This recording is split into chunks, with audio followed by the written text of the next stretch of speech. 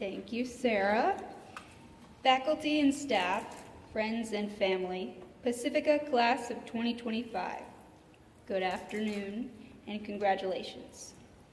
Mom, Dad, Morgan, thank you for coming and thank you for your unending love and support. I feel a near indescribable gratitude to be given the opportunity to speak to all of you today. That and also an anxiety to say the right things. The thing is, I'm speaking to an audience that is largely the same age or older than me and has experienced the same or more than I have. Therefore, I find it difficult and almost audacious to assume that I have lessons to teach any one of you. Nonetheless, I hope I can find within my time here today something valuable to share with you all that you might take with you as you leave. Because in fact, one of the things I've learned in my time here at Pacifica is that no matter how smart you think you are, you can always learn something from anyone. I learned this first in the middle of my sophomore year. I was trying to improve my grades before the end of my first semester, and I realized that in Dr. Wood's medieval literature class, I had room to improve in the discussion category. The next day I asked him how I could do so, and he told me this. He said that I had great things to share, but it seemed like I wasn't building off anyone else with my comments. Whenever I spoke, it sounded like I wasn't listening to anyone, and that I would have said the same thing regardless of the direction the discussion had been going leading up to that point. It's unfortunate that I needed the incentive of a GPA boost to start listening to my classmates intently, but I'm glad I did all the same.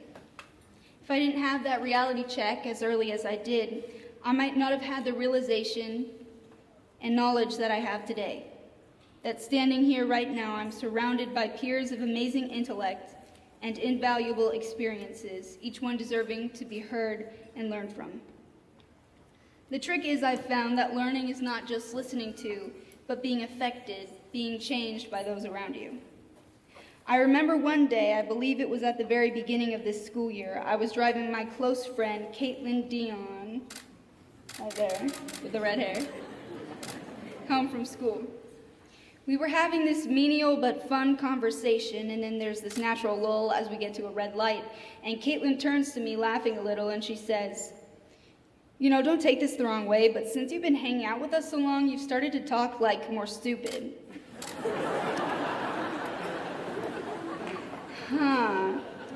I responded with, "Well, more stupidly, but..." And I won't lie, initially, just for a millisecond, I panicked and thought to myself, oh my God, I have to read more, I have to download my Word of the Day app again. But then we both laughed because it was kind of true, and I realized how lucky I was. See, when I was in middle school, I made this big deal about improving my speech and enunciation, sounding smarter, you know? And after a while, it got to the point where my parents had to talk with me about it because it came off as condescending to other people. Because where academic diction can sound eloquent and impressive in an essay or discussion, it can come off as pretentious in casual social interactions. That moment in the car was not the first nor the last of many moments where I realized how much my friends meant to me. Caitlin was right in a way. She was wrong to suggest that she had this stupidity that was rubbing off on me. Rather, she and the other girls I've had the supreme honor of calling my best friends were effectively teaching me the key to happiness. They have taught me through my time at this school what it means to have friends, what the meaning of the word friend even is, not to sound unbearably sappy or cliche. But I believe this moment indicated my growth as a friend and as a person.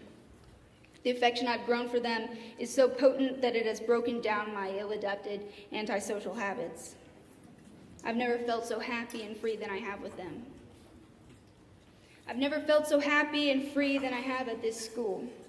I'm going to dearly miss everyone in my class and at this school who have taught me the joys of being a part of a community. A few weeks ago, during the last week for seniors, I brought my hacky sack into Mr. Dobbins' classroom, and that resulted in a big game of about 10 of us. It lasted for a long time, at least until Dobbins was too red and sweaty to continue. And it was so much fun. And while I was playing this game with everyone, I thought back to when I first transferred to this school. And I had this teary-eyed moment where I realized that back then I never would have thought that I would have so many friends to play hacky sack with. I've always loved this game, not because I have a particular interest in deliberately kicking bean-filled crocheted pouches into the air, but because it has been my coy attempt to connect with the people around me. And it worked, and no one suspected a thing. I'm going to miss you guys so much. It's redundant, but it's true. I'm going to miss hacky sack and class trips to 7-Eleven and those green lawn chairs at old campus and how when you try to sit on them on a hot day, they melt the skin off the back of your thighs. I'm going to miss feeling confused during a literature discussion and subsequently looking out into that field that stretches to the beach and seeing a coyote and disrupting the class to tell everyone I saw a coyote. I'm going to miss school uniform and those wheelie chairs with the little desks and the disgusting expo portraits of classmates on the whiteboards and long study halls where instead of studying I take a nap in the sun. I'm going to miss my friends agreeing to dress up with me for Halloween and then showing up to school with a wig and facial hair to find them in normal clothes.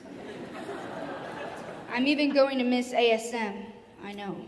I'm even going to miss BODs. No, I'm just kidding about that last one. It's a lie. I'm sure my whole class shares these sentiments with me except for the BOD one, and if not, I'm sure we all can't help but feel a sense of loss.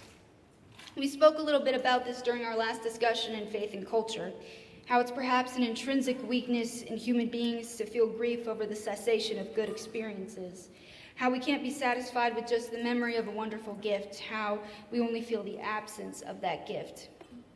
In British literature, when reading Hamlet, we discuss the topic of memory a lot, specifically the act of remembrance. I think that might be useful to us now in navigating these confusing emotions of leaving this place behind. The joy and goodness of this place can persist even as we move on into adulthood through the remembrance of all that we've learned. Remembrance is not just fond recollections of the past, but being affected by our time here and living differently because of it.